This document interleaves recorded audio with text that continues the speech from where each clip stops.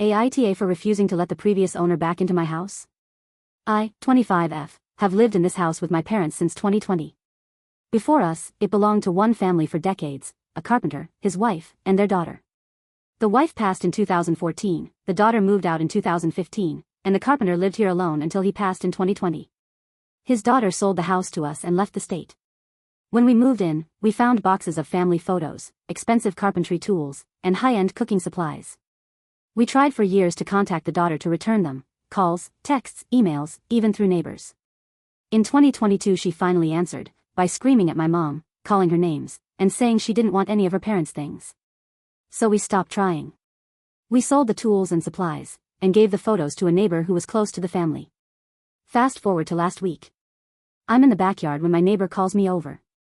Standing with him? The daughter. She thanks me for giving the photos to the neighbor, then asks about the tools and supplies. I tell her we sold them. She loses it. Calls me a liar, a bitch, and then demands to see the inside of the house, for old time's sake.